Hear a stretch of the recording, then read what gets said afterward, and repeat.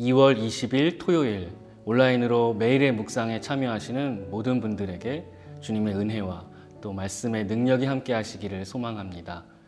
오늘은 마태복음 20장 말씀을 함께 읽는 날인데요. 그 가운데 1절과 16절의 말씀을 이 시간에 함께 묵상해 보기를 원합니다. 마태복음 20장 1절 그리고 16절 제가 읽도록 하겠습니다. 천국은 마치 품꾼을 얻어 포도원에 들여보내려고 이른 아침에 나간 집주인과 같으니 이와 같이 나중된 자로서 먼저 되고 먼저 된 자로서 나중되리라. 여러분, 주님이 말씀하시는 천국은 어떤 것입니까? 품꾼을 얻어서 포도원에 들여보내기 위해 이른 아침에 나선 집주인과 같습니다. 이 집주인의 말과 행동을 보면 우리는 하나님의 나라가 어떤 성격을 갖고 있는지, 어떤 방식으로 임하는지를 알 수가 있는데요.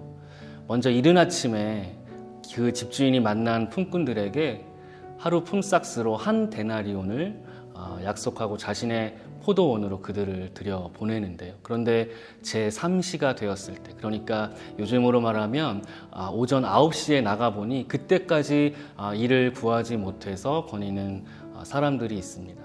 그들도 집주인은 자신의 포도원으로 들이지요. 이후에 제6시와 제9시, 그러니까 정오와 오후 3시가 되었을 때까지도 나가보니까 여전히 일을 구하지 못하는 사람들을 발견하고 그 집주인은 자신의 포도원으로 들여서 일을 하게 하는데요.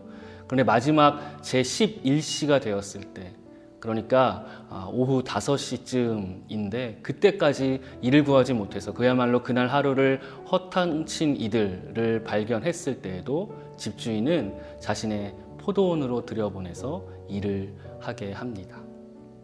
그리고 얼마 지나지 않아서 이제 하루가 저물고 그리고 그들을 다 불러 모아서 그들의 품삯을 정산하게 되는데, 그런데 가장 마지막 나중에 들어온 제11시에 들어와서 그래서 얼마 일을 하지도 못한 이들에게 그 집주인이 한 데나리온을 다 지급을 하는 것이죠.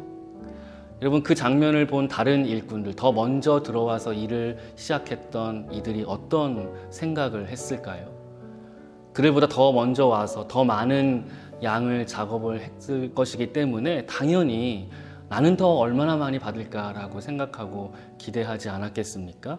당연하지요.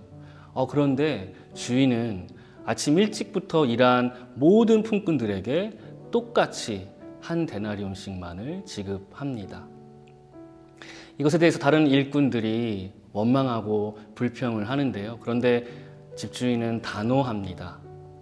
그것이 그들과 약속한 지급될 금액이라는 것이고요. 그리고 맨 나중에 들여온 자들에게 한 데나리온을 지급한 것은 본인의 주인의 뜻이라는 것이죠. 여러분, 천국은 이와 같습니다. 주님의 비유가 가르쳐주는 이 하나님 나라의 첫 번째 특징을 우리가 이 비유에서 발견하는데요. 바로 무조건적인 은혜라는 것이죠. 이른 아침에 들어온 자들이나 제3시, 제6시, 제9시, 마지막으로 제11시에 들어온 자들이나 모두 주인의 선택을 받은 자들이고요. 그리고 그 주인의 선택에 따라서 동일하게 한 데나리온씩을 받은 것이죠. 모두에게 편만하게 무조건적으로 임하는 것, 바로 그것이 주님이 말씀하시는 천국의 은혜입니다.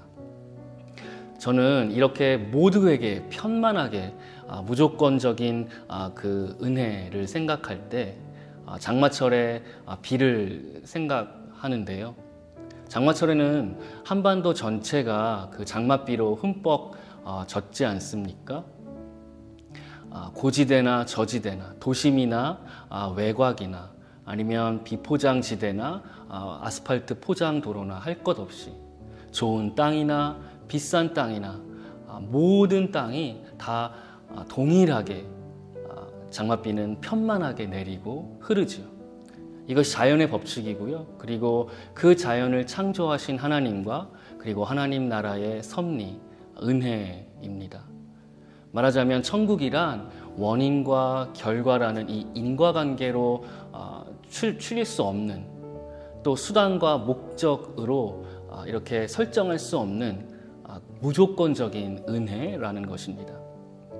여러분, 그런데 세상의 논리는 사실 이것과는 전혀 다르지요.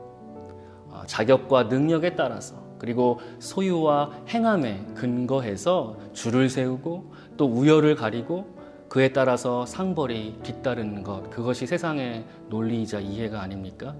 당연히 내가 어느 위치에 있든지 비교 우위에서 느껴지는 우월감이 있습니다. 그런데 문제는 그 우월감뿐만 아니라 동전의 양면과 같이 불안감과 정죄감 또한 함께 가는 것, 그러한 구조가 바로 세상의 논리일 수밖에 없는데요. 그렇기 때문에 나중된 자가 되기보다는 먼저 된 자가 되어야 하고요. 뒤처진 것이 아니라 앞선 자, 그리고 섬기는 종이 아니라 섬김을 받는 으뜸이 되어야만 하는 것, 바로 그것이 세상의 논리입니다. 그런데 주님은 반대의 말씀을 하시고 있는데요. 오늘 함께 읽은 본문 16절에서 뭐라고 말씀하시나요? 나중된 자로서 먼저 되고 또 먼저 된 자로서 나중되리라. 주님이 말씀하시는 이 하나님 나라의 두 번째 성격, 바로 역설입니다. 세상의 이해와 논리로 보면 사실 모순일 뿐인 것, 모순일 수밖에 없는 것이지만, 그러나 하나님의 지혜, 천국의 은혜, 그리고 더 나아가서 삶의 진리는 사실 모두 역설적입니다. 인간의 논리와 인식을 넘어서는 이 역설로서만 그 깊이를 설명할 수 있기 때문인데요. 그런데 사실 우리들은 천국을 생각할 때 보통 특별한 장소, 공간을 생각하고요. 또 특정한 시간이 되었을 때 임하는 것으로 우리는 상상을 쉽게 합니다.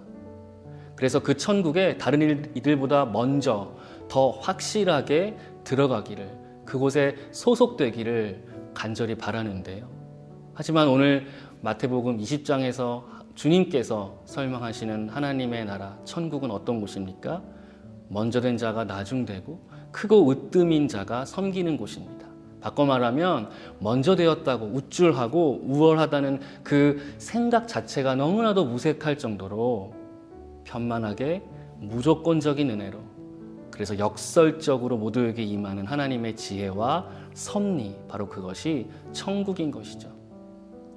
여러분, 이것이 하나님의 나라라면 어떠한 시간과 공간의 그 경계를 가지고서 조건에 따라서 출입 여부가 갈리는 것이 아니라 누가복음 17장 21절에서 주님 말씀하신 것처럼 여기 있다 저기 있다고 말할 수 없는, 바로 지금 여기 우리 안에 있는 것, 바로 그것이 천국인 줄로 믿습니다. 바라기는 오늘 저와 여러분의 삶 가운데 주님의 이 편만하고 무조건적인 은혜, 그리고 역설적인 천국의 진리가 충만하시기를 축원합니다. 그것이 바로 이 땅을 사는 저와 여러분, 하나님 자녀의 비밀, 그리스도께서 우리에게 허락하신 놀라운 섭리인 줄로 믿습니다.